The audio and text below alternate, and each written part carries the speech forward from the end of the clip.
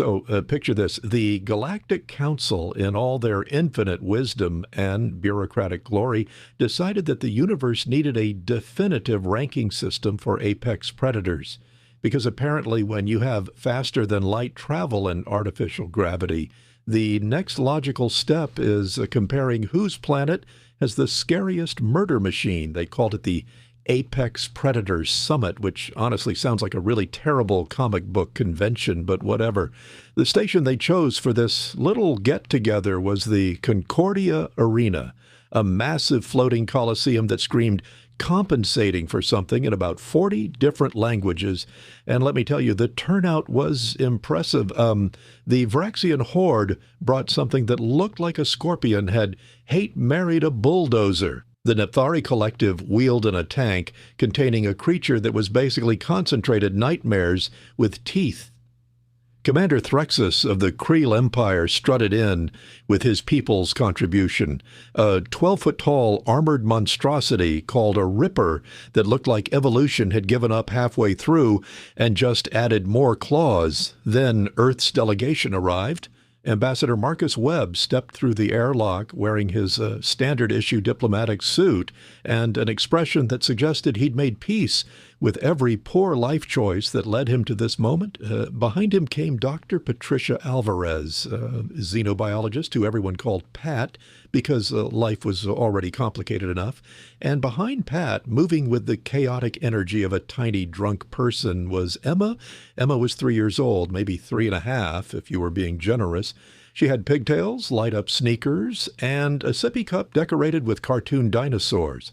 She was also, according to the official Earth documentation, humanity's entry into the Apex Predator Summit.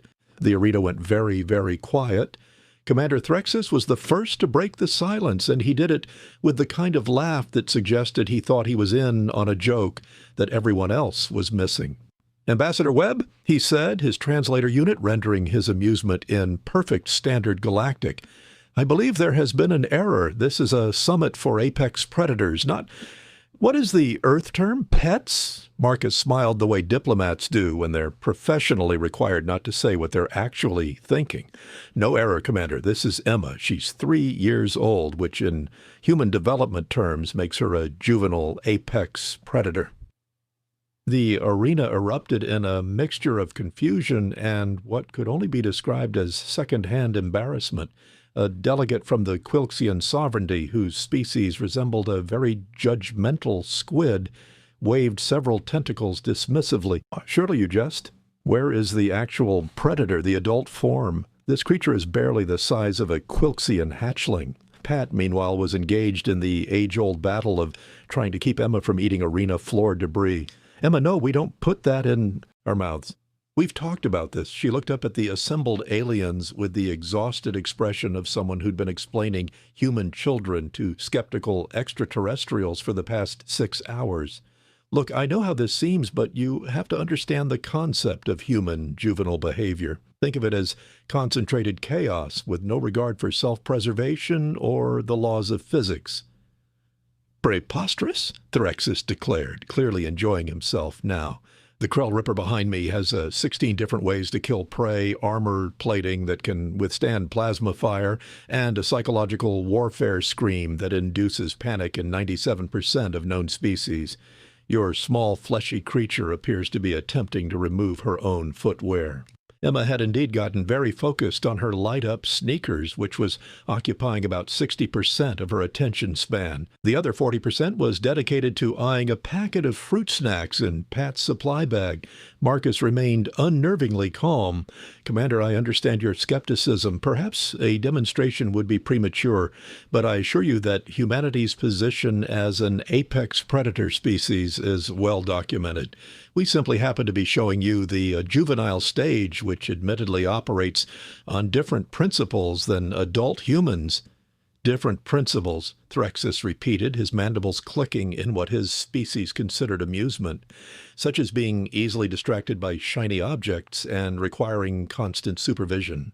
Snacks? Emma announced to no one in particular, having apparently finished her shoe investigation.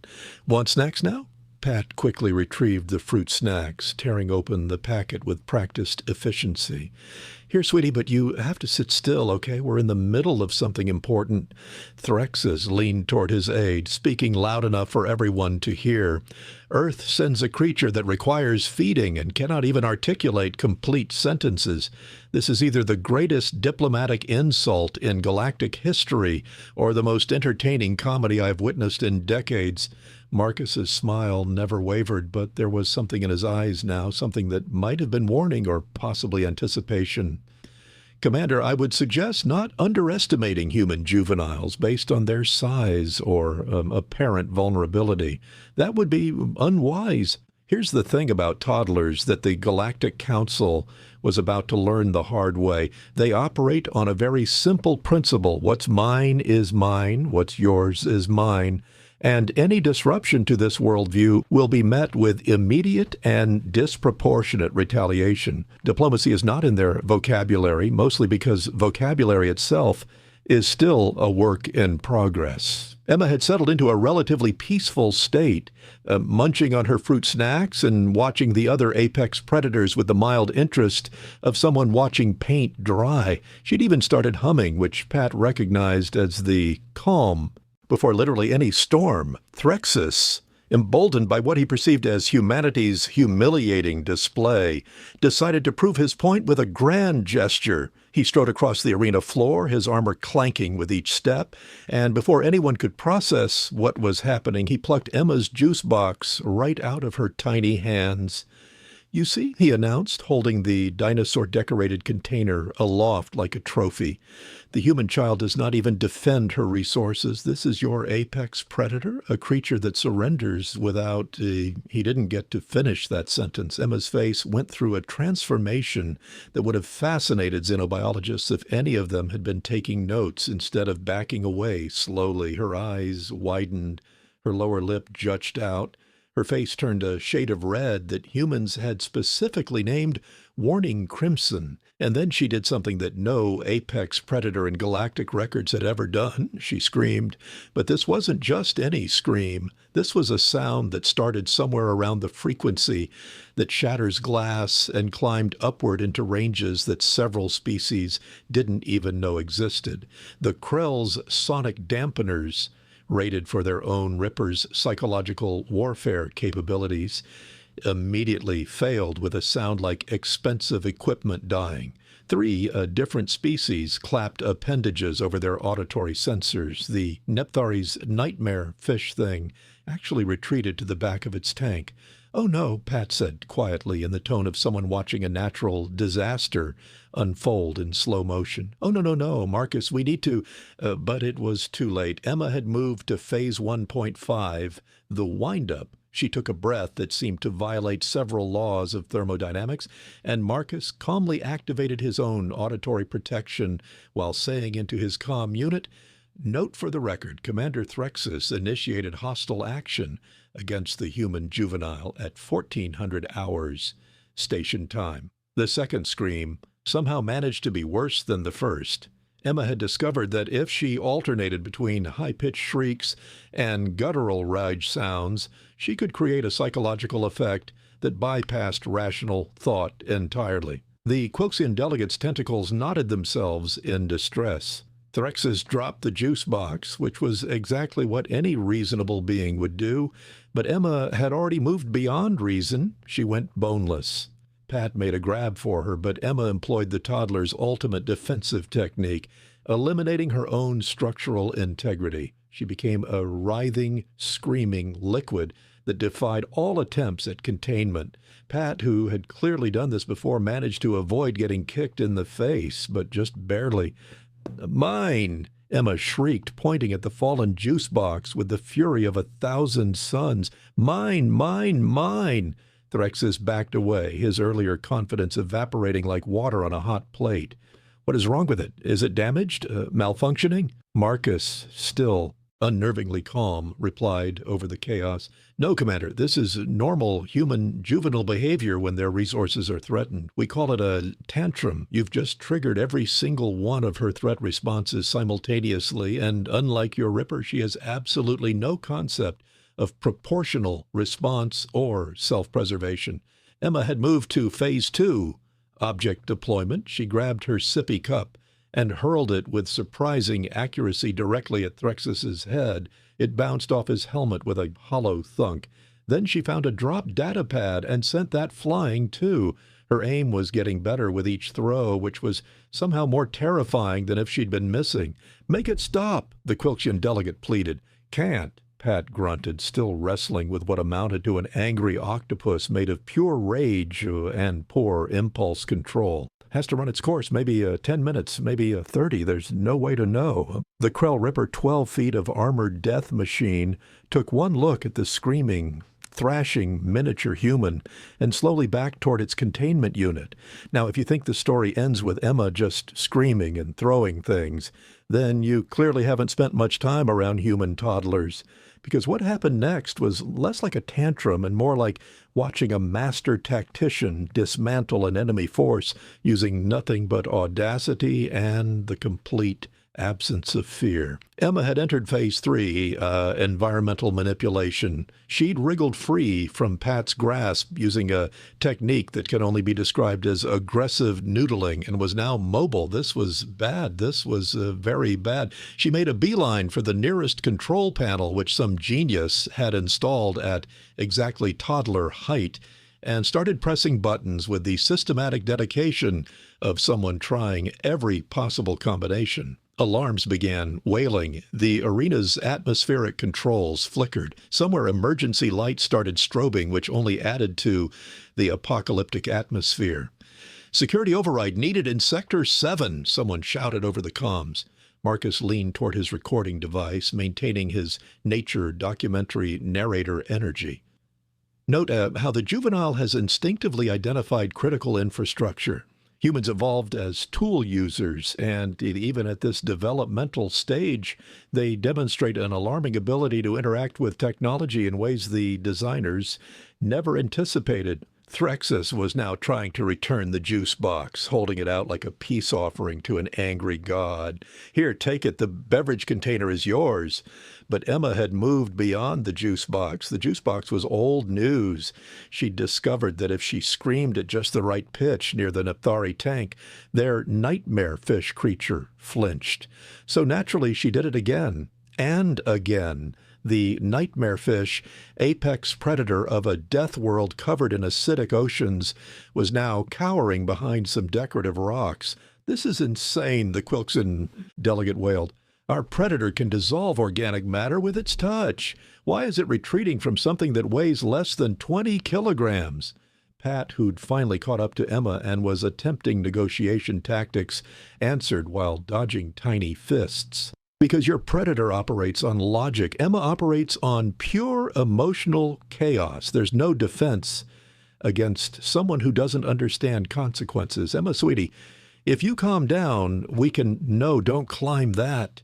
Too late. Emma had found a support beam and was scaling it with the terrifying efficiency of a creature that had recently discovered climbing and had no concept of falling. The light-up shoes blinked cheerfully as she ascended, each flash like a tiny middle finger to physics and common sense. The Vraxian scorpion bulldozer thing actually whimpered, a sound that came from a creature specifically designed to not make sounds of distress. "She's entered the vertical dimension," Marcus observed, like this was a perfectly normal scientific development. Human children instinctively understand three-dimensional combat space. It's part of our arboreal ancestry combined with our persistence hunting traits. Essentially, she will not stop until she achieves her goal, and she can do it from angles you're not expecting. "What is her goal?" Threxus demanded, looking up at Emma with something approaching existential dread. Honestly, probably chaos. Maybe those snacks in Pat's bag. Could be she wants to push all the buttons she can reach. The terrifying part is that even Emma doesn't know yet. The goals change mid-operation. From her elevated position, Emma had discovered that she could drop things. A spare helmet clattered to the floor, then a loose bolt. She was giggling now, which was somehow worse than the screaming. The sound of genuine joy mixed with absolute mayhem was triggering fight-or-flight responses across multiple species. Pat had produced a tablet from her emergency supplies, the screen already glowing with bright colors and annoying music. Emma, look, it's Bouncy Bears, your favorite. But Emma was in too deep. She'd achieved tactical superiority and wasn't about to surrender it for television. She pointed at Threxes with one chubby finger and delivered a single word that echoed through the arena with the weight of a death sentence. Bad. Threxus's mandibles quivered. Here was a warrior who'd commanded fleets, who'd faced down enemy combatants without fear, reduced to a nervous wreck by a creature whose biggest accomplishment this week was using the bathroom without assistance. The station's security AI, clearly not programmed for this scenario, announced in a calm voice, "Warning. Unidentified threat has breached multiple secure zones, initiating lockdown protocols." No, cancel that, Pat shouted, but the doors were already sealing, which meant everyone was now locked in with Emma, who had just discovered the emergency fire suppression foam dispenser and was looking at it with the expression of someone who'd just found the holy grail of fun buttons. Marcus checked his chronometer. "I'd estimate we have about 4 minutes before she finds a way to activate that. I'd recommend everyone prepare for..." Emma hit the button. Foam. So much foam. The emergency suppression system designed to handle legitimate station fires deployed with enthusiastic efficiency. Within seconds, the arena floor looked like the universe's worst bubble bath had exploded. Aliens were slipping, sliding, and making sounds of distress in languages that probably didn't have words for this specific type of humiliation. Emma, perched on her support beam, like a tiny foam-covered general surveying a conquered battlefield, was laughing, not just giggling, full belly laughs, the kind of pure joy that only comes from creating absolute pandemonium and getting away with it. The Krell Ripper was completely buried in foam, making muffled, confused noises. Threxes had fallen twice and had given up on dignity entirely, just sitting in the foam with his head in his hands. The Quilgian delegate's tentacles were so knotted with stress that 2 medical personnel were going to need at least an hour to untangle them. Pat, they covered head to toe in white foam, had finally had enough.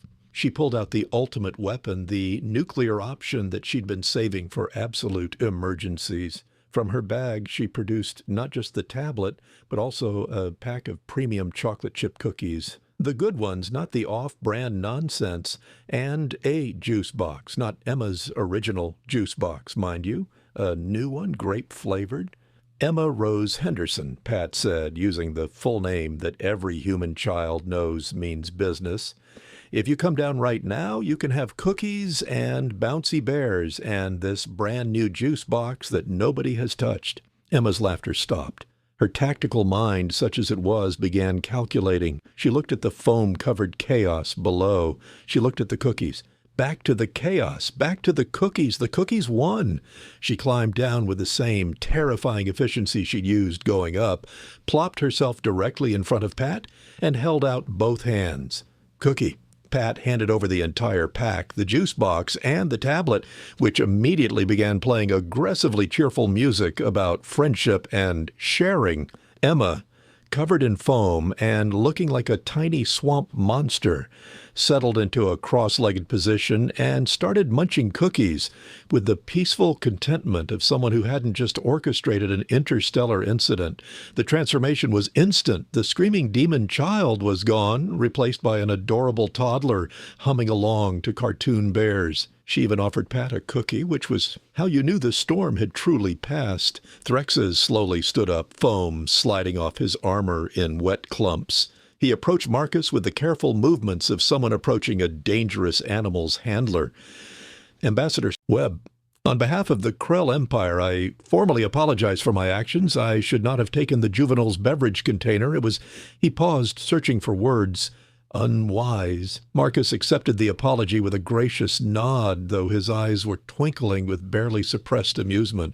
"Apology accepted, Commander. I trust Earth's position as an apex predator species is now adequately demonstrated." The Galactic Council's head administrator, a being that resembled a crystalline tree, materialized via hologram, having wisely observed the entire event from a safe distance. The Council acknowledges humanity's demonstration. We are prepared to grant Earth full apex predator status and all associated privileges. Please inform us when you are ready to depart at your earliest convenience, which we hope is soon, very soon. Part 6, The Kicker. The cleanup crew had arrived, looking at the foam-covered arena with the resigned exhaustion of people who definitely not signed up for this when they took the job. Emma, now completely calm and working on her third cookie, waved at them cheerfully. Several crew members flinched. As the Earth delegation prepared to leave, an aide to the Quilxian delegate approached nervously, keeping a very respectful distance from Emma, who was now distracted by her tablet. Ambassador Webb, if I may ask a question? Of course, Marcus said, gathering up their supplies, while Pat attempted to wipe foam off Emma's hair with minimal success. You said that was a juvenile apex predator, a young one, so I must know. The aide's tentacles twisted anxiously. What is an adult human like? Surely they're calmer, more rational, less prone to such extreme displays of territorial aggression. Marcus stopped packing. He looked at Pat, who looked back at him. They both smiled, and it was not a comforting expression. Well, Marcus began slowly, adult humans have all of the determination and emotional intensity you just witnessed.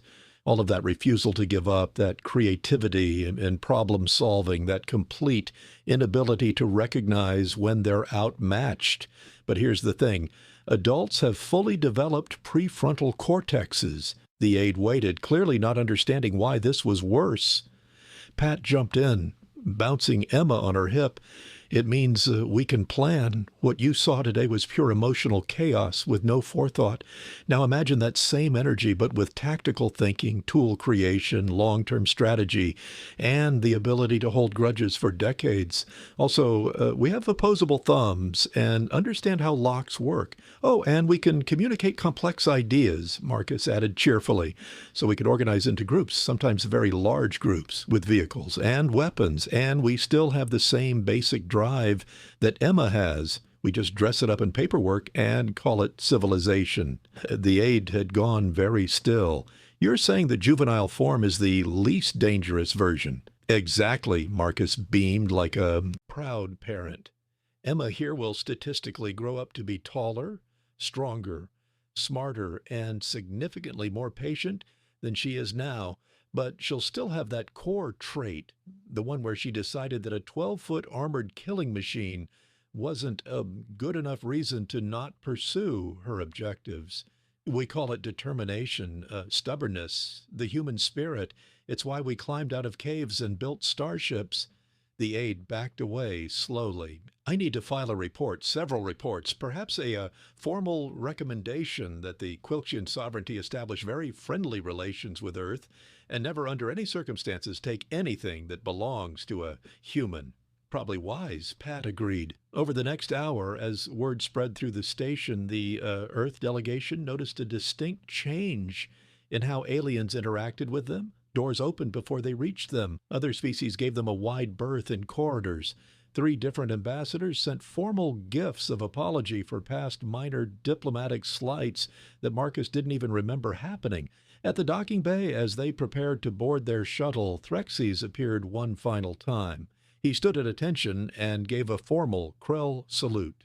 Ambassador Dr. Alvarez, and he hesitated, looking at Emma, who was now half asleep against Pat's shoulder, clutching her juice box. Young warrior, may your enemies know fear, and may I never be counted among them. Emma, barely conscious, gave him a sleepy thumbs up. As their shuttle departed, Marcus pulled up the station's communication logs on his datapad and started scrolling. Well, this is interesting. What's that? Pat asked, finally getting Emma fully settled for a nap. 17 species have filed requests to establish formal non-aggression pacts with Earth. 23 have applied for preferential trade status, and he paused, grinning. The Krell Empire just invited us to join their military alliance. Apparently they want us on their side in case things ever get difficult. Pat looked down at Emma, now sleeping peacefully, her light-up shoes still blinking softly. All that from one tantrum. Not just any tantrum, Marcus corrected. A demonstration that humanity doesn't need claws, armor, or venom to be apex predators. We have something much more terrifying. We have persistence, adaptability, and the absolute refusal to accept that anything is impossible, even at 3 years old. The shuttle entered faster than light travel, heading back toward Earth. Behind them, the Concordia arena was already becoming legend. The day the humans brought their apex predator and proved beyond any doubt that you don't judge a species by their size, their teeth, or their armor. You judge them by what happens when someone takes their juice box. And for humanity, that was apparently enough to make the entire galaxy reconsider their life choices. Emma snored softly, still clutching her dinosaur juice box, completely unaware that she'd just established Earth as a species that nobody in their right mind would ever want to mess with. Mission accomplished.